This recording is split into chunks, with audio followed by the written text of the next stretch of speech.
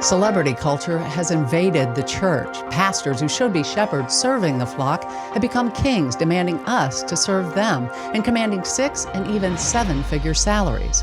What has happened to the church? How did we get here? And what can be done to counter church celebrity culture? Welcome to the Roys Report, a podcast dedicated to reporting the truth and restoring the church. I'm Julie Roys, and joining me today is Katelyn Beaty, author of Celebrities for Jesus, How Personas, Platforms, and Profits Are Hurting the Church. As Katelyn explains, platforms and influence can be used for good. Many point to Billy Graham, for example, who used his star power to reach millions for Christ. And thankfully, Billy, unlike so many other Christian celebrities, never succumbed to public scandal or sin. But it seems monthly or even weekly we hear about another celebrity pastor or Christian leader who's fallen into sin and revealed as a bully or fraud. And with each revelation, there are scores of people who are disillusioned. There's often a pile of bodies, so to speak, behind the bus. But perhaps even worse is what's done to God's name and His reputation.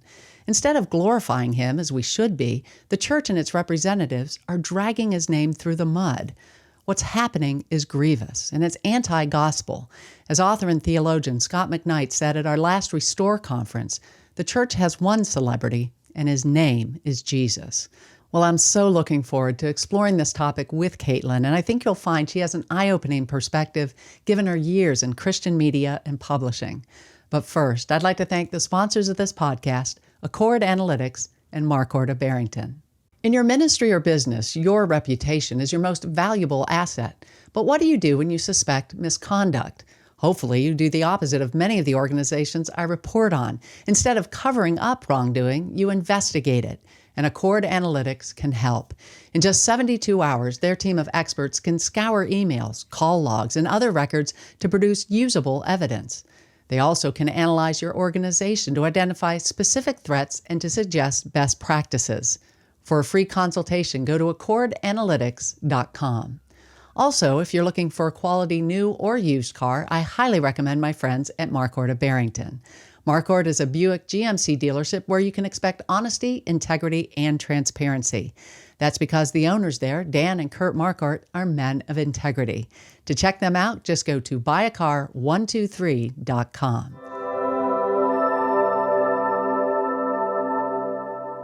Well, again, joining me is Katelyn Beaty, author of Celebrities for Jesus, How Personas, Platforms, and Profits Are Hurting the Church.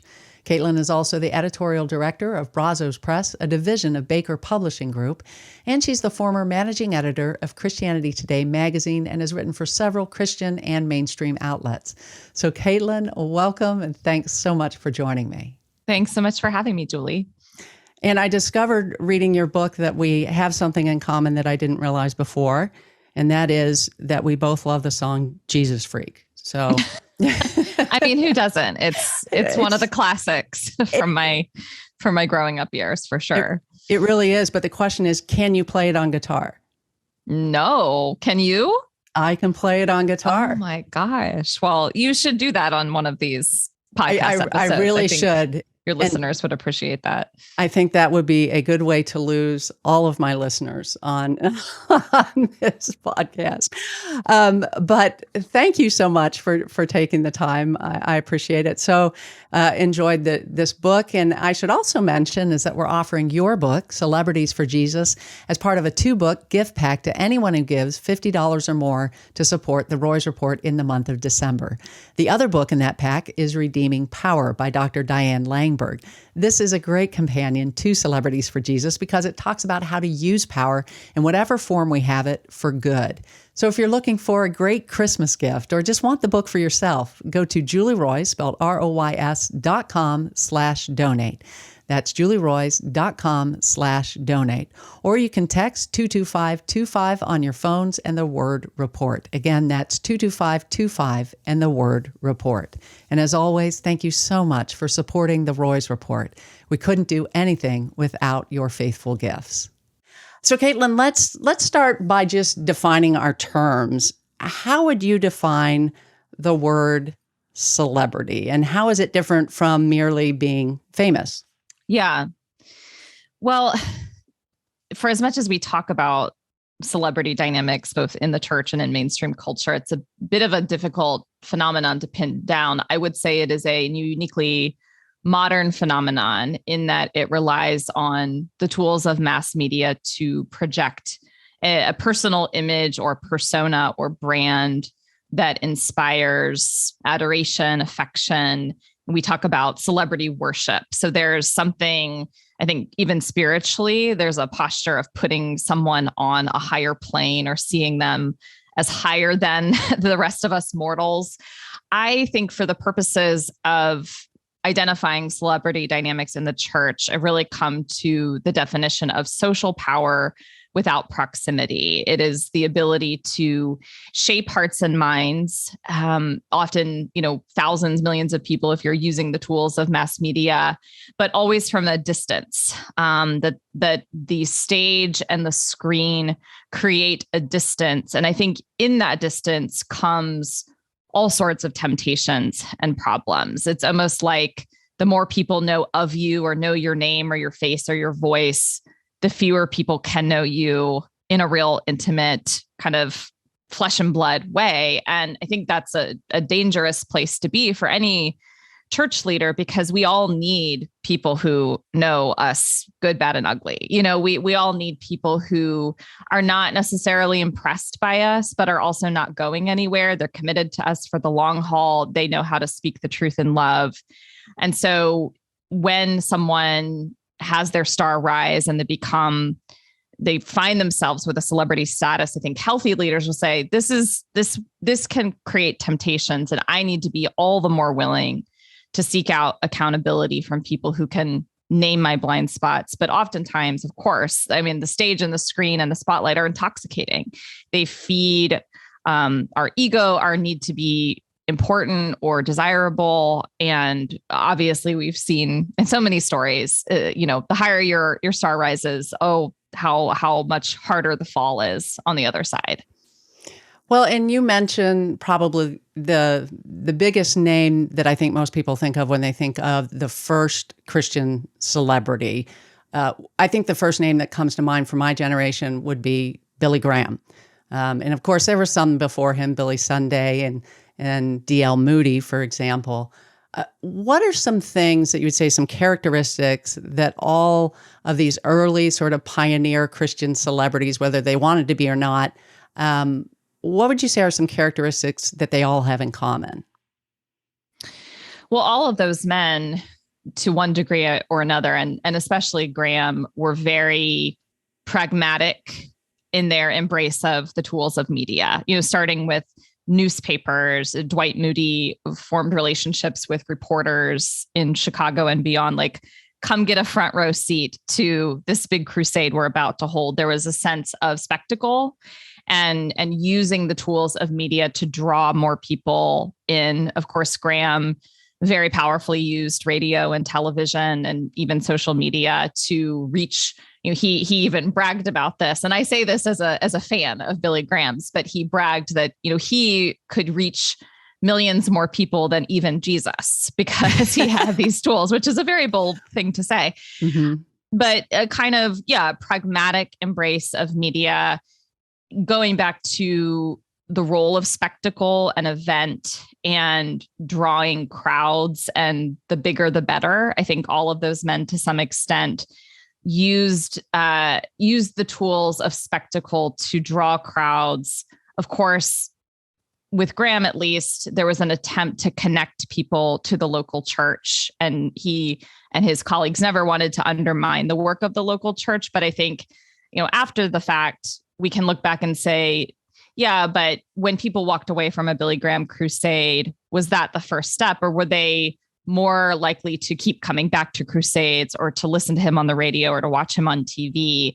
So there's an attachment to the individual figure or celebrity, I think oftentimes over and against institutions and institutional life. All of those men, but especially Sunday and Moody. Moody, there's a church named after him, as you know, in Chicago. Mm-hmm. But there was also there was a sense for all of those men that going to church is not enough. You need to have a real born again experience with Jesus.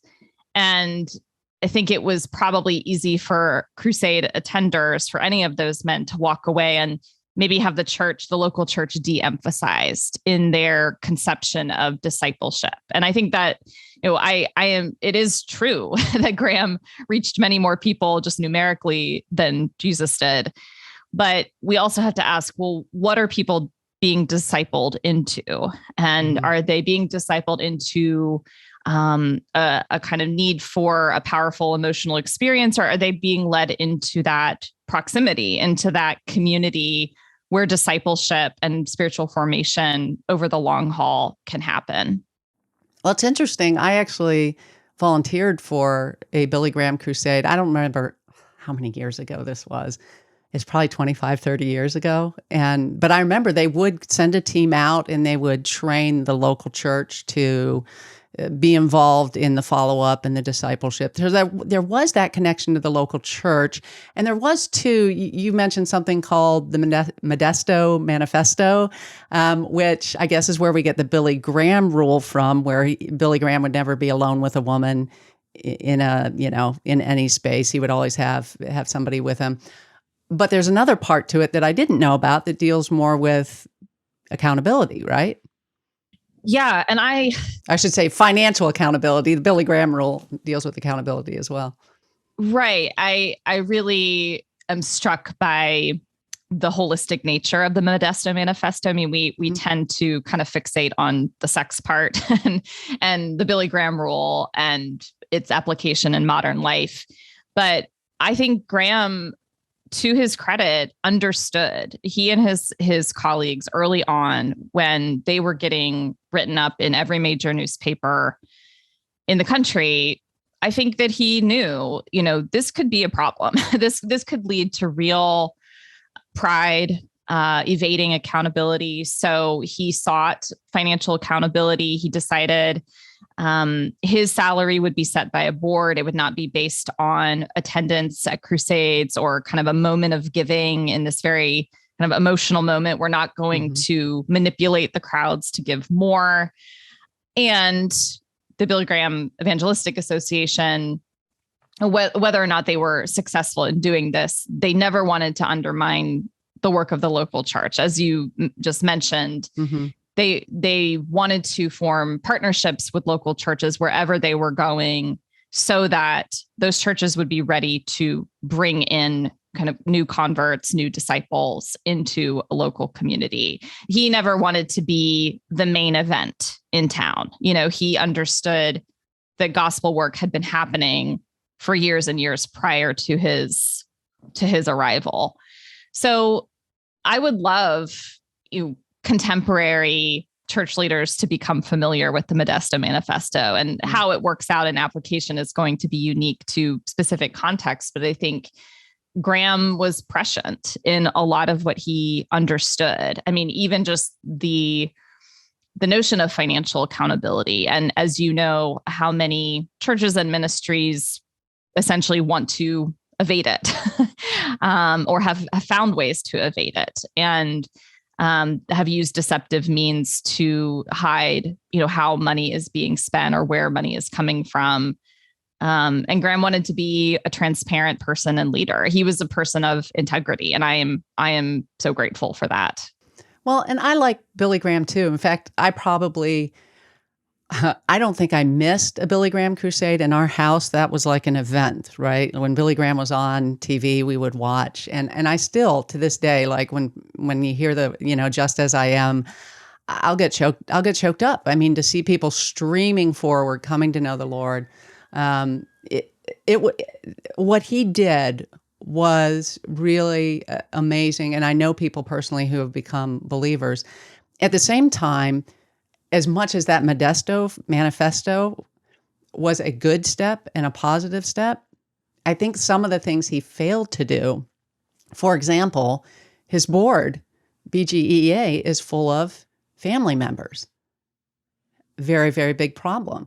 Franklin Graham, who is the CEO of the BGEA, drawing 2 CEO salaries, which at one point when they were published was close to $1 million. Now we don't know how much he makes because the BGEA is no longer filing 990s. It's become, by an IRS classification, it's become a church. And so we see some of these things that, it seemed like Graham was trying to be a pioneer in a way, making it more transparent, more accountable.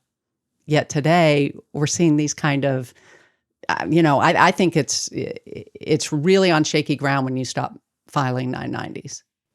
Oh yeah. And you just wonder, gosh, what would Billy Graham think about the state of the BGEA? And I want to believe that he would not have made the decision to switch over to church status in order to not have to file with the IRS. Even the idea that the CEO would be making over $1 million. That just seems outlandish and unethical and inappropriate for a minister of the gospel.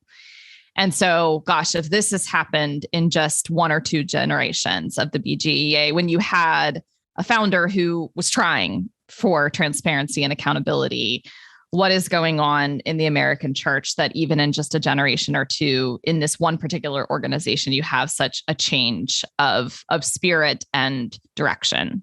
Yeah. And it's interesting too, this whole celebrity thing, I do think it's uniquely evangelical in its nature. And again, Billy Graham was a big evangelist, as was Dwight L. Moody. And maybe that's part of that, is that evangelistic urge to want to reach the masses. Interestingly, I don't know if you've read Nancy Pearcey's Total Truth book, but she actually traces back this whole celebrity to George Whitefield and the mid to late 1700s, because there you have someone who, before he would come in and preach, he would send assistants in and they would hand out flyers. So some mass communication, right? And then you've got George Whitefield, who was trained as an actor, and everybody's sitting in these churches where you have hour-long sermons, very monotone. From what I understand, sometimes the preacher wouldn't even look up; he'd just read the whole thing, right? So people were dying for something that was a little more animated, and that led to the Great Awakening. And so we see these revivals, but it really is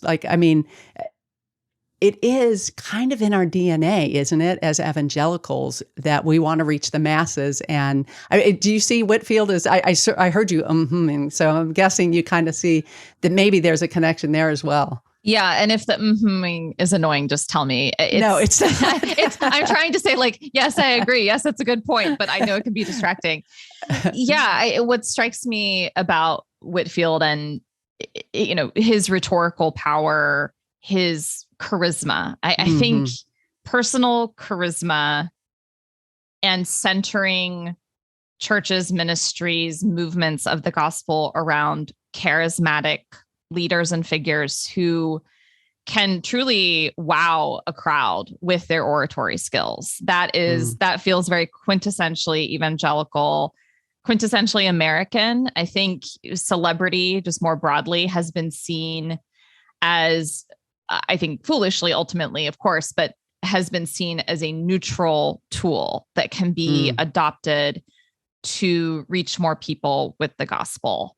We know that we live in a culture that's obsessed with celebrity, where celebrities dictate our hearts and imaginations and our money. And gosh, there's this celebrity worship. Well, if we had Christian celebrities, could that be used as a tool to draw more people into a church or a ministry? And of course, the reality is that celebrity is not a neutral tool. It is not a tool that you can just pick up and put down. It shapes leaders in the process. And it's very easy to, when you have a taste of it yourself as a leader, to start believing your own hype, And so you might think, well, having a charismatic, passionate, likable, attractive leader who has celebrity status, has, national renown, this is going to be good for our church. But on the other side of a fall or moral failure or scandal, you also have to count the costs. What does that look like to a watching world? Even just the dynamic. And of course, this is not true of every celebrity, pastor, or leader, but when you look at opulent spending, opulent wealth, the overt display of wealth, I think many of our neighbors, not our non-Christian neighbors, know that there is something very dissonant in that when a minister of the gospel is showing up on stage with $3,000 sneakers. I mean, we think that it's a tool, and then we end up presenting a representation of the Christian life that doesn't look like Jesus, that doesn't look like how the Christian life has been lived out traditionally and historically. So if the gospel and the good news is warped in the process, then this is not a tool that we can just pick up and put down. It is, I think it has changed us and it has harmed us in the American church. I would agree. And I'm wondering to put you on the spot, but you talk a lot about mega churches and mega pastors. Is it possible, do you think? I mean, I actually was asked this question recently. I'll say what I said, but I want to hear what you said first. But is it redeemable, the mega church, or is this a model that really just needs to die? I have also received this question, and I think we are in a moment when we are seeing the costs more than the benefits. Mm-hmm. I mean, there have been critiques of the megachurch for the last several decades, kind of the consumeristic element and felt need and entertainment. And there are all these elements of the megachurch model that have been critiqued. I would say if you find yourself helping to lead a megachurch or in a megachurch, why not split the church? And by split, I mean branch off into smaller churches and empower other local pastors to invest deeply in a smaller community. And when you reach a certain size, you continue to plant. I just think there's something about the size and the distance between the pastoral leaders and the members or attendees that is unhealthy and unsustainable. I'm 100% with you. And in fact, the Village Church, which I'm not really a huge fan of either, but one thing they did do right, I think, there in Flower Mound, Texas, I think it is that the individual or the campuses split off and became independent churches recently. So there is some of that, I hope, happening where mega churches start to think maybe this multi-site thing isn't the best model. And I wonder too, I mean, I was thinking about this recently. When you have a church where the pastor can't really know you and you can't know him, is he really a pastor? And is this really a church? Is it a Christian? I mean, it might be a great Christian organization, but is it a church? And I think we need to start asking those questions. And I used to be much more circumspect about how I felt about mega churches. I'm at the point right now where I'm just like, no, this is just a toxic model. And especially for Americans and where you talk about, you know, how we're almost susceptible to it because we are, in a lot of ways, we're I wouldn't say programmed, but we love consumerism, right? I mean, our culture does. And so we're almost conditioned to like this model. And, you know, sometimes I think it would be great for us to be bored in church, to just, you know, like, would that be the worst thing? Would it be the worst thing for our kids to, you know, have some time that isn't so programmed out that they can actually think and reflect? I mean, yeah, we're also conditioned to think as Americans that bigger is better. And I just think we have seen time and time again that numerical growth can't be the only metric.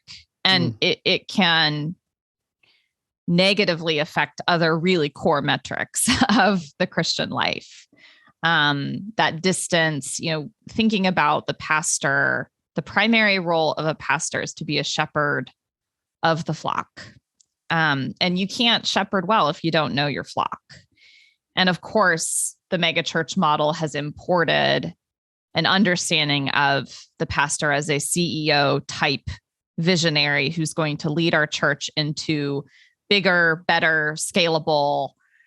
And do we need another CEO in the world? I mean, we do, but not in the church. The pastor is called to do something countercultural and that is different from the world. And that is to care for souls. And that work is not really scalable. It's very personal. It's very oftentimes one-on-one or in small groups. It takes time. It's inefficient.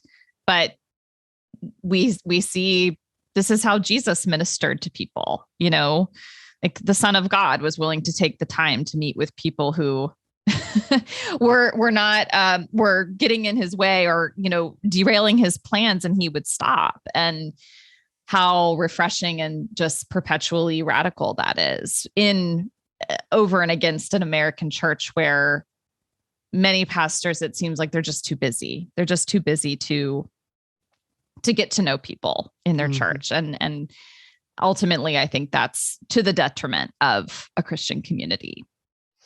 Well, and in speaking of some of the characteristics of megachurch, which again, sort of the Billy Graham thing gave way then to in the 70s? Well, I guess the first megachurch was Schuler's, which would have been, mid-50s.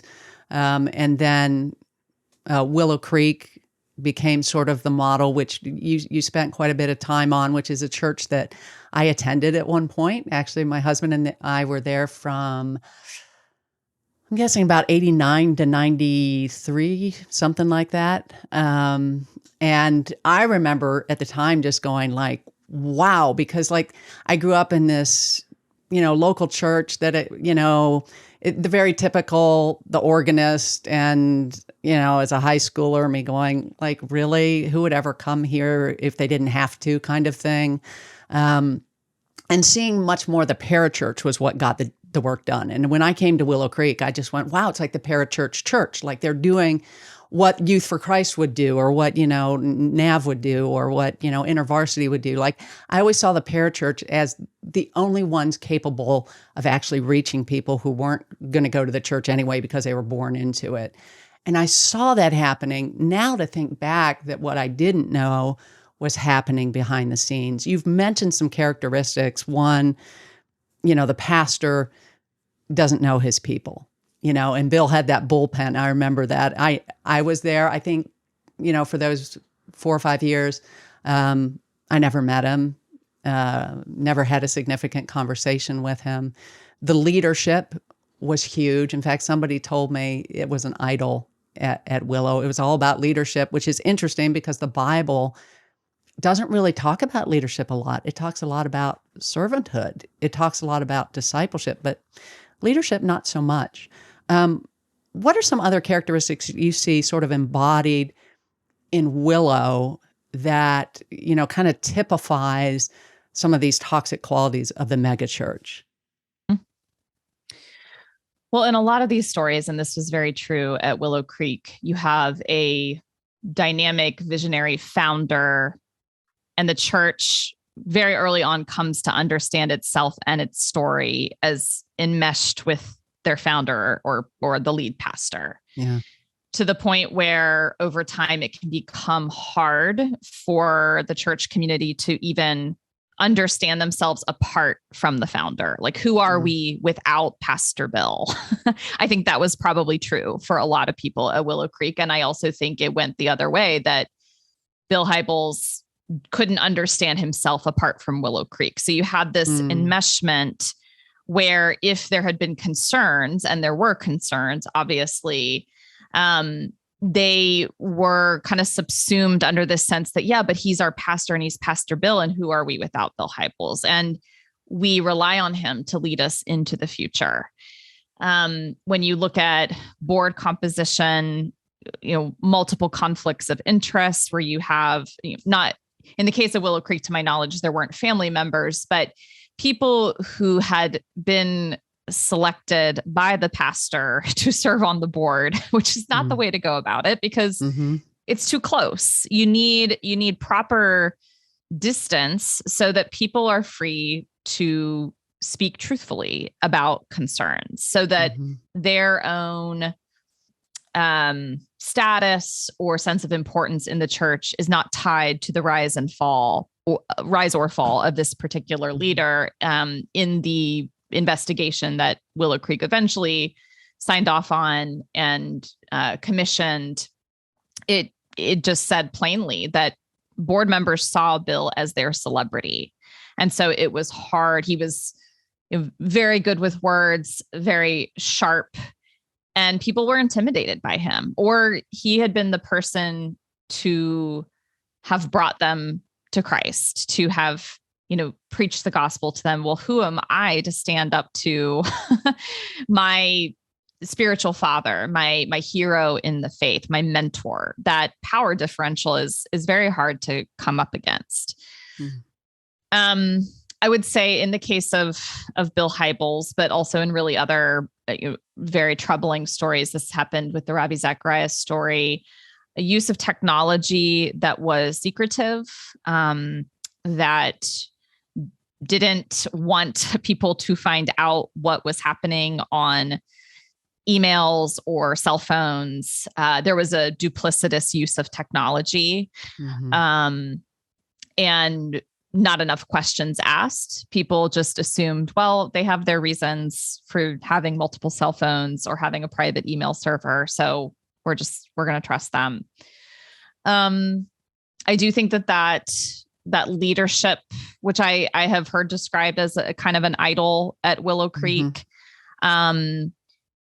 it tends to undermine or underplay other very important Christian virtues like hospitality, servanthood, humility, standing with people who are suffering. If your vision of the Christian life is always up and to the right, which is part of leadership culture, right? Imported from the world of business. You don't have a lot of space for people who come to your church hurting and need presence more than anything. They don't need to get with the program. They need people who can be like Christ to them and sit with them in their pain and suffering, people who are difficult, people who are hard to love. And I think those people often find themselves on the margins or kind of forgotten in churches that are fixated on the upward successful trajectory. So those would be some common characteristics.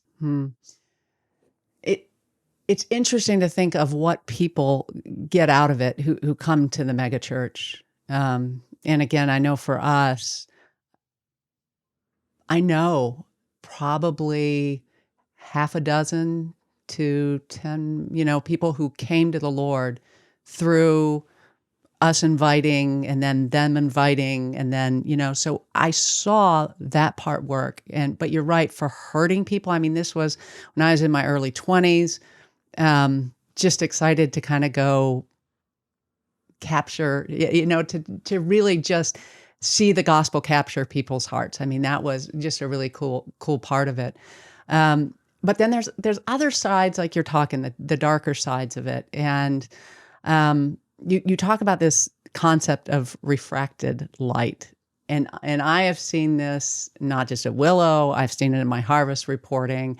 I see it even in reporting about John MacArthur, about what's going on there at his church. But there seems to be a lot of people who have benefits from being around this super megachurch pastor.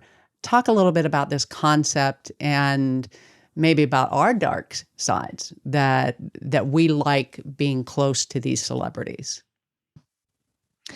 Yeah, well, the concept of refracted light is actually from Diane Langberg, who you mentioned earlier, and I would highly recommend her book, Redeeming Power, and her work.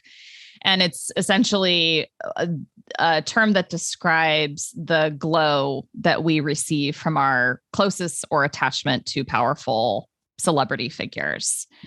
one of the examples that Nancy Beach, writer and leadership expert who was involved at Willow Creek for several years and was actually one of the women to come forward with allegations against Bill Hybels several years ago. She spoke with me for the book, and she talked about very plainly about when she was in the orbit of Bill Hybels and when she was in that inner circle, she got opportunities that she wouldn't have had otherwise, opportunities to travel around the world, to do big conferences, book deals, speaking engagements. You think about, I mean, I hate to put it this crassly, but a certain monetary gain that can come from being, having received the imprimatur of this other very important person. Wendy Alsup is another woman I spoke with for the book who talked about a similar dynamic at Mars Hill when she was there. She said, if I hadn't been at Mars Hill and been in good graces with Mark Driscoll at that time, I wouldn't have gotten my first 2 book deals with Crossway. So it's a way of talking about a kind of interdependent sharing of power that can come, which of course then disincentivizes you to say something because you think, oh gosh, well, I've tied I'm following on their trail, so I don't want to lose that.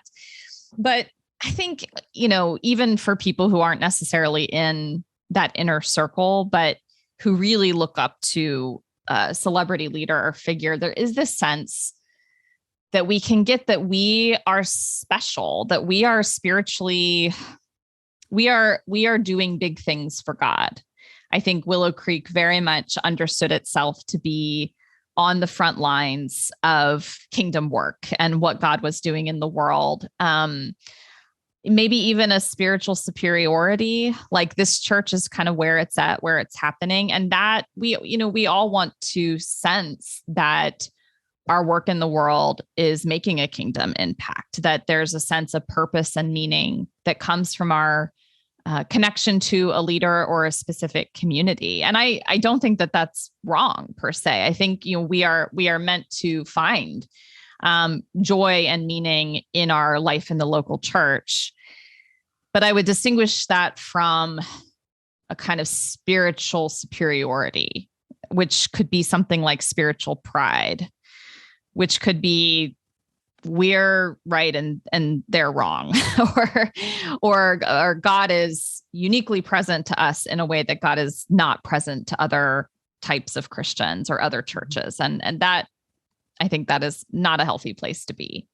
Well, and you have the quote at the beginning of the chapter, I think, where it's Hybels saying something about the local church is the hope of the world, but he kind of conflates the local church being the hope of the world and Willow Creek being the hope of the world. And I heard the same thing when I was reporting on Harvest, that there was this idea that we really got it right at Harvest Bible Chapel and everybody else was sort of second fiddle to us. In fact, they really looked down their nose at Willow because Willow it was too seeker sensitive. It wasn't, biblical enough. And that same dynamic that you're talking about, the refracted light, where I know James MacDonald would stock his board with people that their ministries were bolstered by Harvest. And so there's also the flip side of that. Not only can they make you, but they can break you. And a lot of people have experienced that, where you fall out of grace with the big leader, and now they sabotage your ministry because they know everybody who is somebody. And certainly I experienced that when I got fired by Moody, that sort of burning bridges, and you kind of know that's going to happen. But that is a dynamic that is throughout evangelicalism and kind of this dark side. So that would be one of the temptations of this celebrity, is abuse of power. So we've touched on this already, but there's so much to unpack here. And you do a lot of talking about the publishing industry, which you're really quite honest about it for somebody who's in publishing. And I think, I know for me, when I first discovered how you get a book deal, like I thought it was you wrote a good book. I mean, how silly of me, right? That's just icing on the top. If you can write a good book, great. But that's great if you could write a good book, and thankfully, there are good books. We highlight them all the time. But the point is, if you write a great book, unless you're really lucky, like the author of The Shack or whatever, if you don't have a platform, it's gone nowhere. And so there's this whole marketing thing behind it. There's a whole platform building. And it's all driven by one thing. And you talk about that one thing. So, give us the insider's view here of what really drives the publishing industry, even in Christian publishing, which isn't really even Christian half the time because they're owned by secular companies. Right. Well, big reveal, the one thing is money. Yes. And it wasn't, I do want to say, I don't think it's always been so driven by platform, by questions of platform. I think there was a time before the big Christian publishers were owned by multinational conglomerates that had no kind of faith or missional element besides making money as businesses. Before they were owned by those companies, I think there was genuinely more freedom to take risks and chances on people who were not household names, this was before social media. I think obviously social media has added jet fuel to this platform obsession for all of us. But I think what we have lost in many cases in Christian publishing is the willingness to take risk on really good writers with really good ideas and important messages who don't have the time to build a platform. I mean, I even think about the work and craft of writing as kind of being antithetical to the work of marketing yourself, right?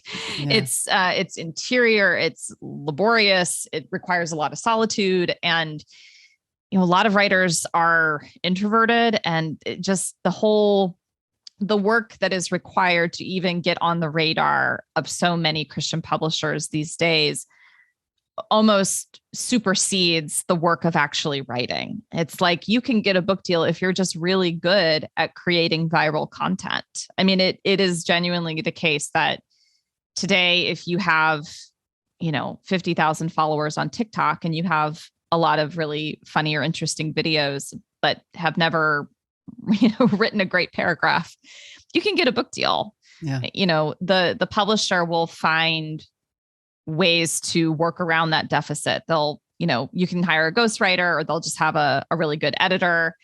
Whereas if you are an excellent writer who's really spent years honing your craft, or you're an expert in a particular topic that's really important, you have the credibility and the credentialing, that you don't have the platform, it's going to be very hard to get a foot in the door. And in this way, I do think that a lot of Christian publishing has kind of just looked at what works in the rest of the world and thought, I guess we need to do that too.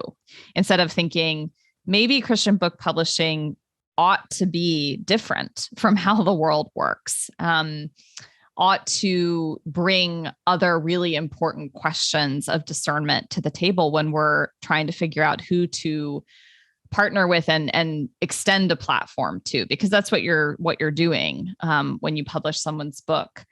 I personally feel grateful. I work for Baker Publishing Group, and because it's a independently Christian owned publisher, there is, I think, more freedom than I would have at other places to ask important questions of spiritual maturity, the craft of writing, quality of writing, the importance of the topic. But we ask the platform question too. And so it's not that platform or reach or audience is totally unimportant in a lot of cases, but it certainly needs to be less important than it's made out to be. And of course, you have people who really want to be authors who have found ways to falsely present their following on social media. I talk in the book about the purchasing of fake followers to give really impressive social media numbers. And then, you run an audit and you realize that like half of the followers are robots. And that, needless to say, Christians should not be purchasing fake followers. It is a deceptive practice. Well, and even if you look at certain Twitter accounts, and I'm going to step on a toe, but I'm going to do it anyway. But Ed Stetzer he's following over 200,000 people. Like, how do you follow over 200,000 people? I mean, obviously that's... Wait, he is following over 200,000? He is following over 200,000 people. Now, he has slightly more followers, people following him, than he's following. But he's following over 200,000 people on Twitter. I mean, that is a tactic to get people to follow you. But to have 200,000, I mean, and this is somebody who is seen as a guru to the Christian world on, he was quoted on The Rise and Fall of Mars Hill about, integrity and everything else. And I'm looking at his Twitter platform just going like, this is a manufactured platform in a way. Now, do a lot of people genuinely follow Ed Stetzer and what he tweets? Yeah, I do. But at the same time, it's become so common, we're almost not surprised by it. Yeah. And I think about social media too, as a way to, I'm thinking about the recent story about Matt Chandler, who was asked to step down from ministry for a season over inappropriate messages with a woman who isn't his wife. You would probably know better than I would. I think he's back, or he's coming back soon. He suggested in a recent Instagram post that he is on his way to a return. He suggested, and then the elder board said that they're very pleased with his progress with said vague online relationship. Yeah, this is none of the us kind really of know. This is the kind of story, Julie, that I'm sure is like designed to infuriate people because it's so intentionally vague, right? It's like, just tell us what happened. Oh my gosh. But I was looking at the responses to his post, Matt Chandler's post about returning to ministry. And a couple things I noticed, just how many people said like, we love you, we support you. And I think you don't know, I don't have any reason to think that you know what's going on and you know what restoration or repentance has looked like for him personally. We can't know that from social media. We know what he wants to tell us. And also how many people said, I don't go to the Village Church. I listen to your sermons online every week and I can't wait to have you back. And truthfully, I don't know the details of this story. Like, it's been kept intentionally vague, and I don't want to impugn Matt Chandler. I just don't know, but it was just striking to me how quickly people moved into, we love you, we support you, we're ready for you. This fandom that I thought could be really unhealthy when you're talking about unhealthy leaders coming back, being restored to a place of authority or power when it's not time. It's way too soon. But that fandom can create the illusion that it's the person's ready to come back when who knows if they are. Well, and we love you. We don't even know you. I mean, it's just so, it's not real. It's not real. No, and I can say there are specific writers and theologians and Christian leaders whose work I really appreciate. And that's how I would put it. I really appreciate this person's work. I admire their work. But when we get into the territory of I love you, that is false. It's false intimacy. We can't know, to love someone is to know them in a real way. And we just can't and don't know. And it's easy to confuse feelings of affection or appreciation with a kind of love that I think gets us into idolization territory. There's dark sides on both the receiving end, which we're talking about. There's dark sides on if you're the Christian celebrity. And this gets into one of the other temptations you talk about, which is this creating a persona and character splitting, as you call it. Describe what character splitting is and why it's dangerous. Character splitting is essentially a way of describing a disintegration. When we talk about integrity and we want leaders who have personal integrity, integrity means that the parts of the person are integrated, that who they are behind closed doors is who they are on stage, that if you were to find yourself in a private one-on-one setting with them or in an elevator or something, you wouldn't be shocked. You wouldn't have this dissonance like, wow, they seem so nice and loving from stage. And gosh, don't cross them behind closed doors because they're a really angry person. So character splitting is what unhealthy leaders do to continue to perpetuate the glowy persona, what they want others to believe about them, what others want to believe about them as well. And oftentimes the other part of them, the hidden part, is unexamined and unintegrated.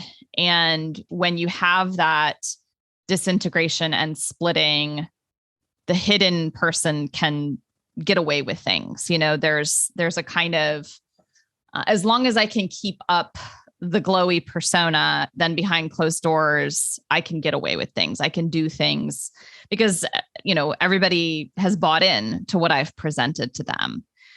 I think this can create, in a lot of cases, a kind of a lonely at the top dynamic, or alone at the top, where because a group of people, a community has attached so much to the public self and the glowy persona, they're not actually that interested in knowing the more vulnerable or hurting or just less impressive parts of their leader.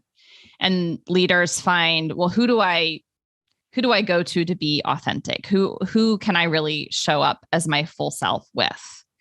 And I think that is all oftentimes connected to stories of, various addictions and unhealthy coping mechanisms. So loneliness and isolation is oftentimes where temptation comes in. And in this regard, I do have compassion for pastors whose communities have essentially asked them to be alone at the top.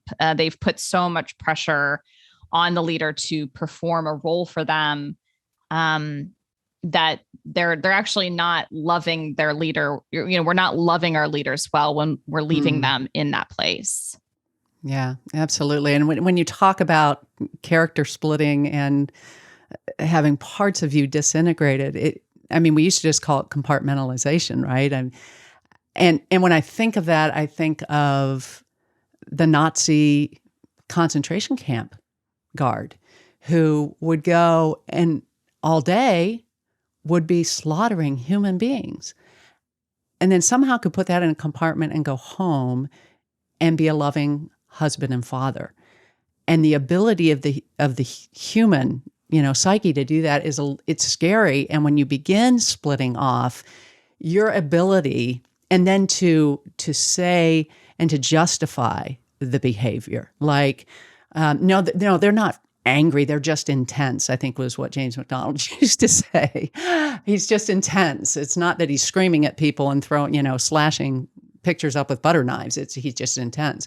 But yeah, to justify this behavior, and clearly, we didn't talk that much about some of the abuses of power, but Ravi Zacharias, here's a man who I actually interviewed him face to face. You might have interviewed him in person. Did you ever interview him in person?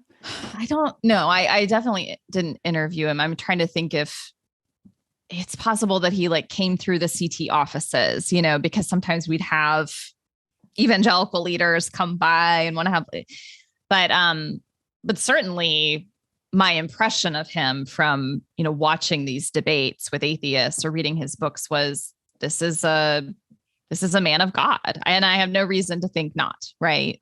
Right. And I remember meeting him in person. He was just as winsome and gracious in person as you would find him on stage. I would have said, this man is the real deal. And now to know how abusively he used his power and must have somehow justified it in his mind. And yet his board looked the other way.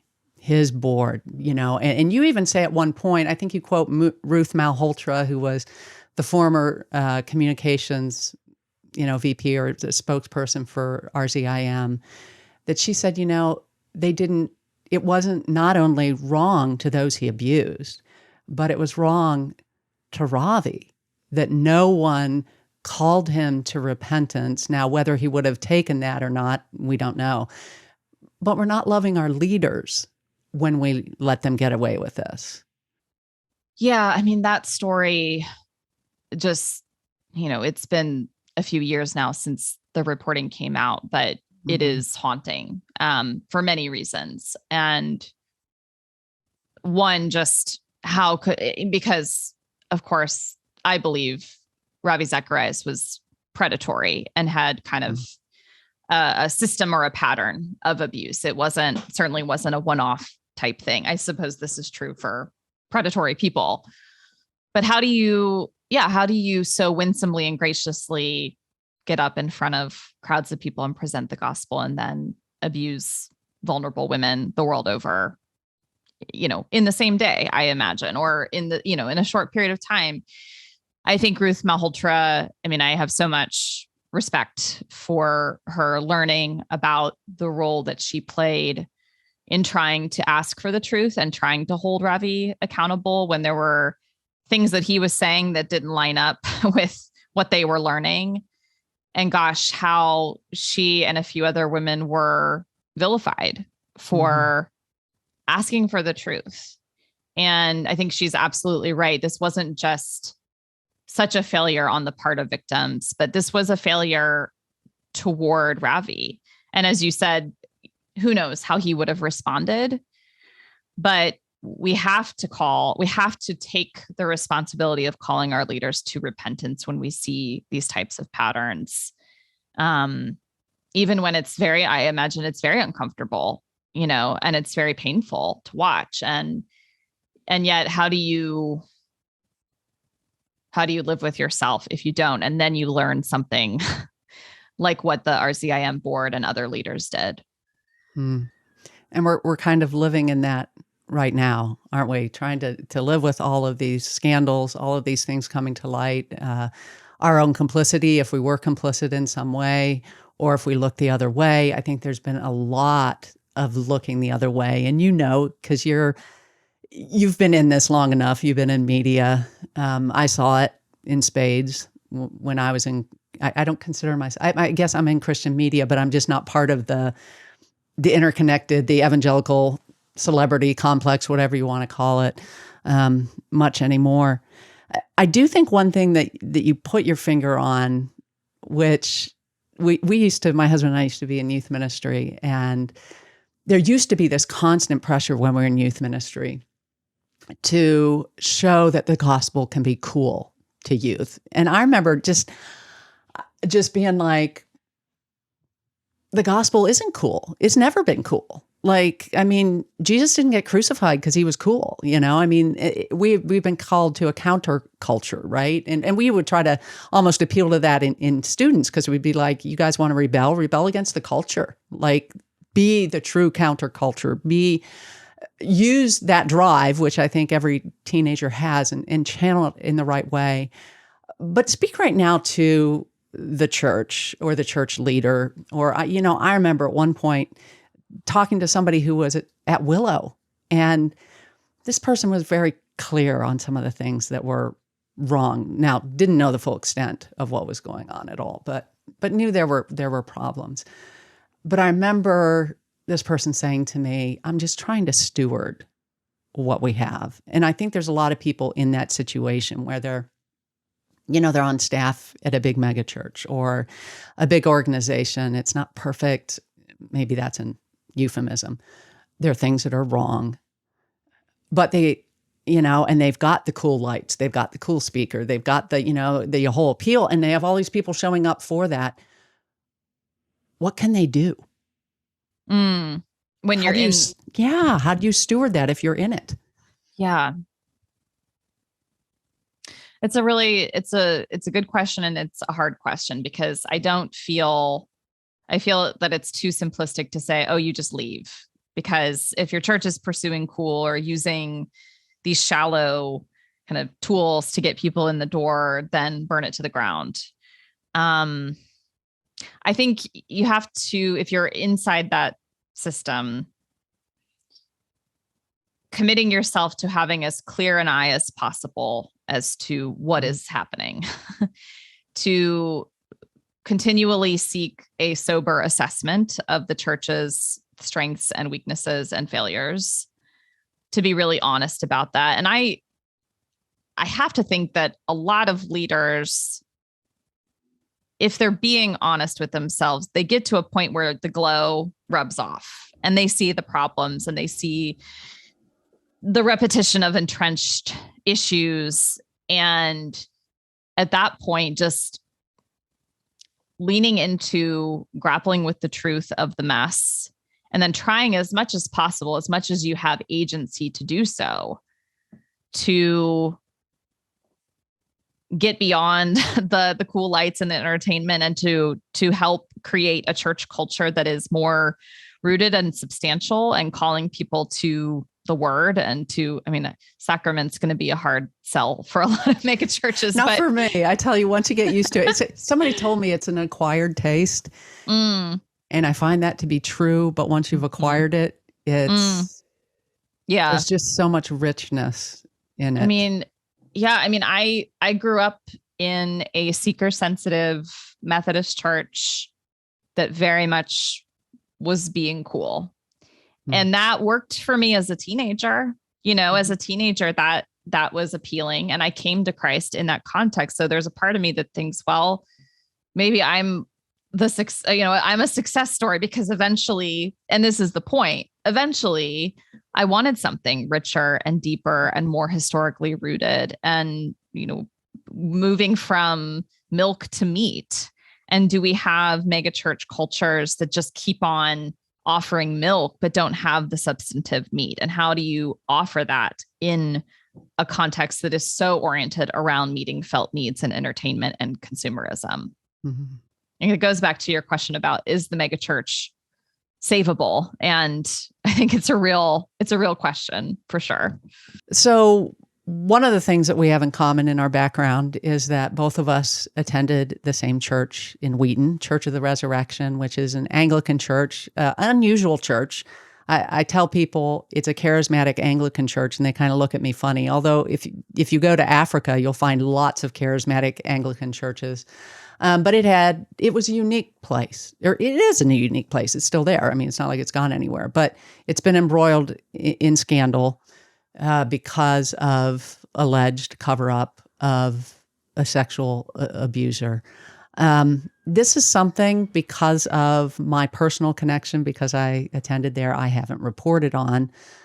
I've published pieces, but they've been pieces that I've gotten from Bob Smeaton or Catherine Post, I think, has done most of them, actually, from RNS. We've republished them, but I haven't done any editing because, again, it's conflict of interest. I have attended there, and I know the people. But I'm seeing things now that I didn't see then. And I think especially around this issue of celebrity and celebrity pastor. Res, in many ways, was the anti-megachurch. The idea of inventing church and doing it your own way would be just, anathema to them. They follow the tradition, the great tradition, right? So they're going to follow the way Anglicans have done services forever. The band wasn't front and center. It was actually off to the side, and the musicians very much did not bring attention to themselves. They were so against projecting things. We would have a program printed every week, which really bothered me because I have bad eyes and I can't really see my program very well. I would love the projected words. But yeah, it was anti-celebrity. And yet now we're asking a question because we have a bishop who is also the priest of Church of the Resurrection, Stuart Ruck, who's very charismatic. But let me just ask you, do you see at Church of the Resurrection and what we're seeing in ACNA 2. And for those who don't know what that means, ACNA is for the Anglican Church in North America, which Church of the Resurrection is part of. Do you see celebrity dynamics in play there that have contributed to this alleged mishandling or even cover-up of sex abuse? I would say that what I have definitely seen at work, what I witnessed to some degree at the church in the few years that I was there, but also in reading about the alleged cover-up of sexual abuse involving church leaders, is that there is a cult of personality at work. Mm-hmm. Stuart Ruck is a very charismatic, passionate, incredible speaker. I would say his style of spiritual leadership and even his personality are very much intertwined in the story of that church and its growth over the years. We might say, what would Church of the Resurrection be without Stuart Ruck, and what would Stuart Ruck be without Church of the Resurrection? Mm. And when you have those dynamics in place, and you have instances where someone with a cult of personality and a following has really made some mistakes in terms of responding lawfully and responsibly to allegations of sexual abuse, there can be a very quick move to protect the brand or the image that we as a community have in place for this person. It can be difficult to see and name places where the leader failed. And there might still be an opportunity for repentance or restoration.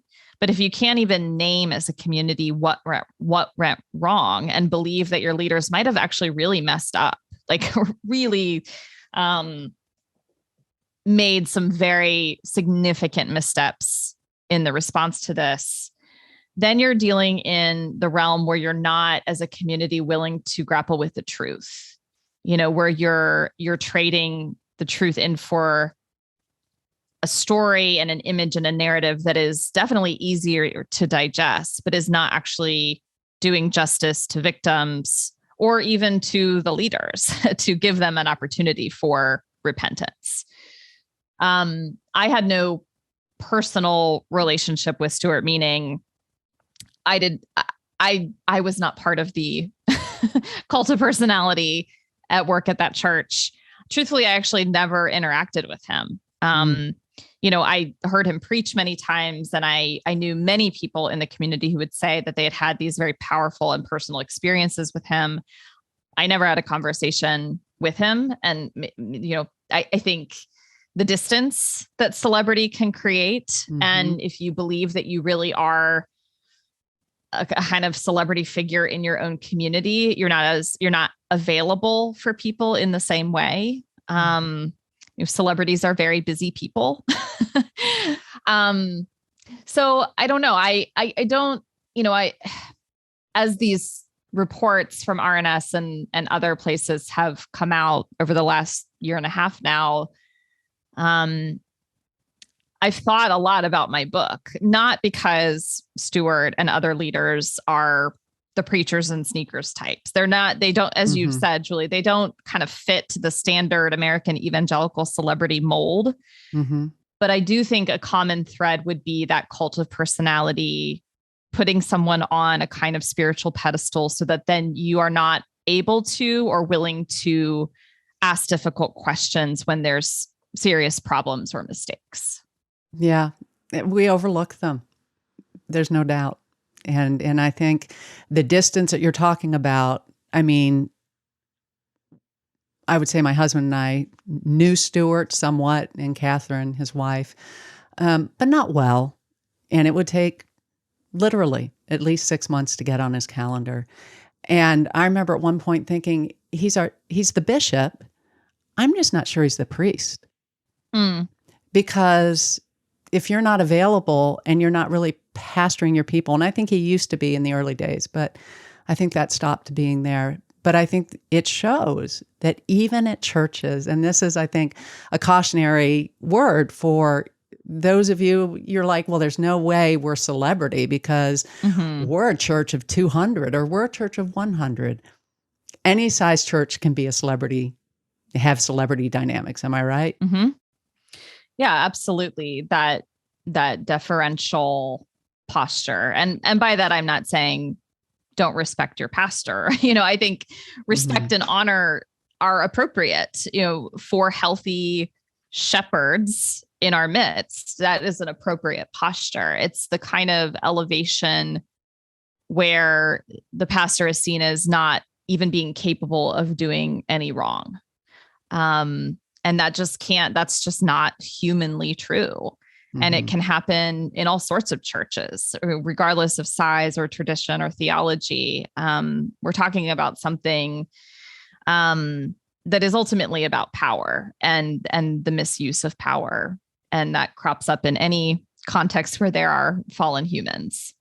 And this brings me to your last chapter, which I love the simplicity of it, because basically what you're saying is, as individuals, as Christians, we need to begin embracing the ordinary, just embracing that our life in the ordinary, it has meaning.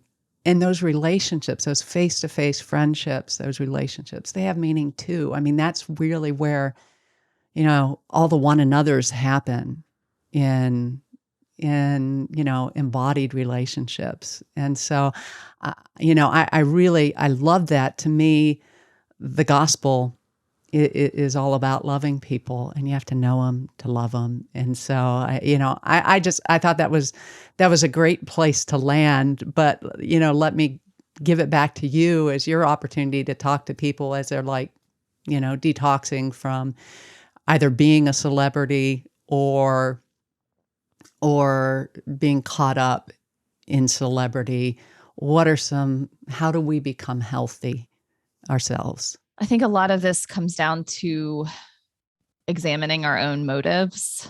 And even in my own work, I mean, you and I both have public platforms.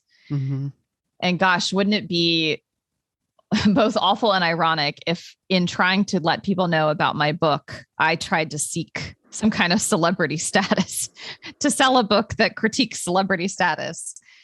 But if we're in the world of communication ministry, we have some kind of measure of platform asking, okay, how much time am I investing in the stage and the screen? And how much am I trying to resist the lure and the glow of that by recommitting myself and rooting myself in types of communities where friendships can blossom that are not transactional? I think even looking at the dynamics of our friendships and relationships and thinking, I need people who, again, are not impressed by me and are also not going anywhere. I think it's rare, actually, to have friends like that, to find friends like that in this lifetime over the long haul. But that is, those friendships and those relationships are where the real work of transformation and sanctification happens. That's what we're all called into. It's what we need in order to be the people God intends us to be. So just thinking about motives and where am I investing my time and energy? Looking at, our relationship with churches and our church leaders. Have I put someone on a pedestal that is inappropriate? Have I come to see a leader as having a larger than life status in my own life and my own spiritual journey? And just examining how it can be, when you put someone in that elevated status, it can be hard to see problems until it's too late. And then the fall it can be devastating. It is devastating for a lot of people. And I think just a way to guard against that is to be wise and discerning, not just about our leaders' integrity and character, but what's going on in our own hearts towards them. I mean, of course, I think we all spend too much time on social media, but that's like, it's kind of a given. It is kind of a given. And especially if you're in media, you have to be on social media. But there is a point at which you can feel thin. And you really, need to disengage. And I know Lorianne Thompson, who's, most everybody who listens to this knows Lorianne from the whole Ravi story, but she's just a beautiful person. And she recently just disengaged completely from Twitter. And she said, I was here for a season, but what I loved about one of the things she said is the deception that people needed me. And wow. I thought, wow, that is so important. Jesus doesn't need any of us. He chooses by his grace to involve us and to partner, allow us to partner with what he's doing in the world, which is an incredible privilege, but he doesn't need any of us. And when we're thinking, I think Christmas is such a wonderful time because we talk about the incarnation, right? Jesus came in flesh and blood. Jesus came and was real and was among us and was one of us. To remember that and to be that for each other. And I think your book, Katelyn, does a great job of inviting people more into that, to be able to see the dangers of celebrity, of platform, and then to invite them into, you don't use the word incarnational, but I think it's there in that kind of embodied relationship. So thank you for what you've done. Thank you for this book. And thanks for your ministry. Thanks, Julie. Thanks for a great conversation. Well, again, thanks so much for listening to The Roys Report, a podcast dedicated to reporting the truth and restoring the church. I'm Julie Roys. And just a reminder that we're able to do this podcast and all of our investigative work at The Roys Report because of support from people like you.